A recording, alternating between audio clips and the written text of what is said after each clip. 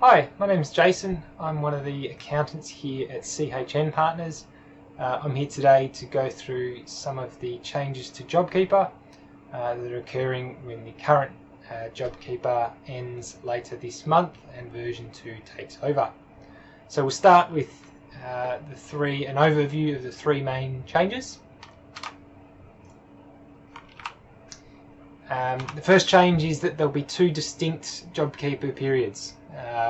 So one from the 28th of September to the 3rd of January 2021. So effectively the December quarter, and the second period from the 4th of January 21 to the 28th of March 2021, effectively the March quarter next year. The second major change is when calculating your turnover for the declining turnover test, you'll have to use actual turnover, and you'll have to use, rather than projected, and you'll have to use the same method as that you use for your activity statements or BASs. The third change is that there will be two payment rates for eligible employees and business participants. So it's not just a flat 1,500 anymore, there will be two separate rates. We'll start off with the two periods. The first period for what is effectively the December quarter. The test to determine your eligibility for period 1 will be comparing your September quarter, so July, August and September 2020 compared to the same period in 2019. If you satisfy the declining turnover for that period, so the September quarter, you'll then get JobKeeper for the December quarter. The second period is what is effectively the March 21 quarter.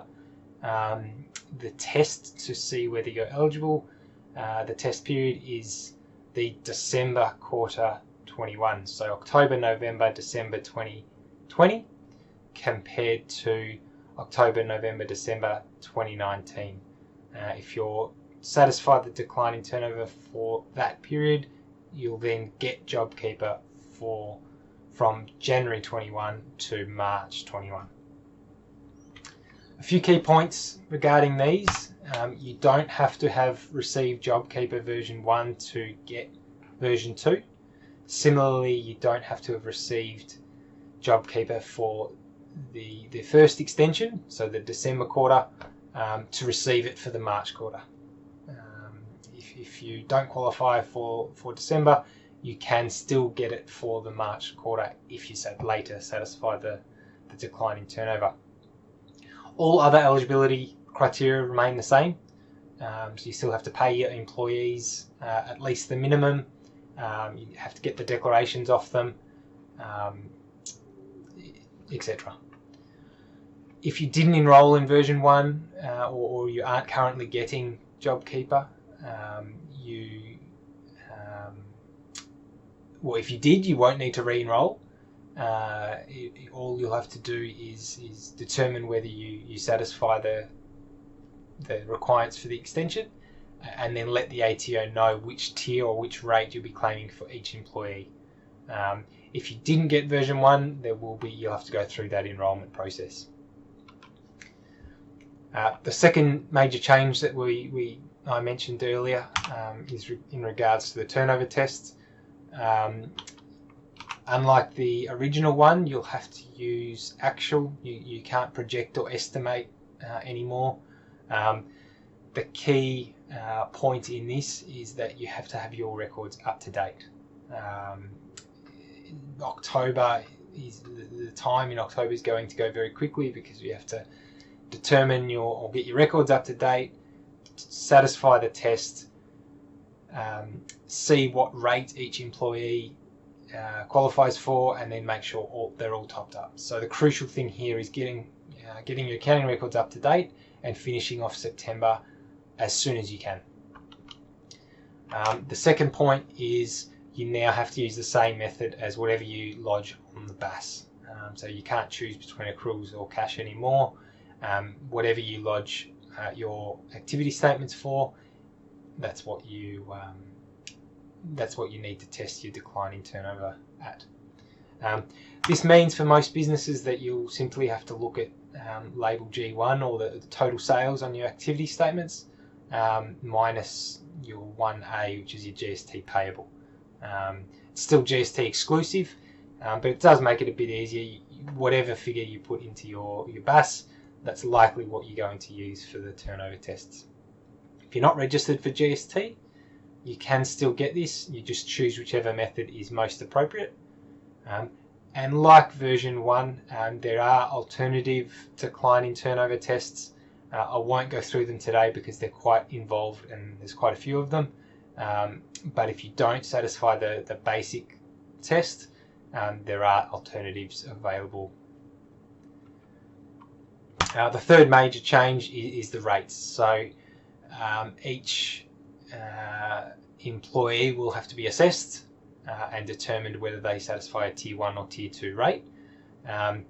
The period or the reference period that you test here, it's a little bit complicated, but it's the 28-day period prior to the last pay run before either March or July, the 1st of March or the 1st of July.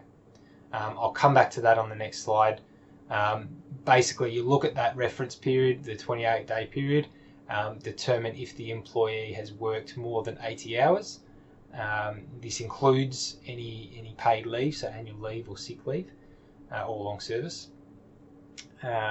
If they are more than 80 hours, and they qualify for tier 1. If they're less than 80 hours, they qualify for tier 2. For business participants, it's a little bit different. The reference period is always February, so you just look at the calendar month of February 2020. If they have been actively engaged for more than 80 hours, they'll satisfy tier 1, otherwise it's tier 2. Now, in respect of that 28-day period, we'll go for an example. If your pay cycle ends on the 25th of February, so that's the last pay cycle before the 1st of March, you look at the 28 days before that, which is from the 29th of January through to the 25th of Feb. So in that 28 days, you look at your employees and have they worked more than 80 hours or have they worked less. If they have worked less, you do have to also look at the same period before 1 July, as you have to use whichever is most beneficial for your employees. So if they work less than 80 hours here, but more than 80 hours in the next reference period, so before 1 July, you have to use the higher rate. The two rates for the first period, so this is the December quarter, or what is effectively the December quarter. The tier 1 rate is $1,200 a fortnight, and the tier 2 rate is $750. So if they're working more than the 80 hours, or they worked more than the 80 hours in the reference period, they receive $1,200. Less, they receive $750. In the second period, so this is effectively the March 21 quarter, that drops down to a further tier 1 of $1,000 a fortnight, and tier 2 $650 a fortnight. So it's a little bit more complicated than version 1, and you do get slightly, or your employees get slightly less than what they were receiving previously. The key takeaways from this, the main one is you need to get your accounting records up to date as soon as possible and finish off September as early as possible. October is going to go past very quickly.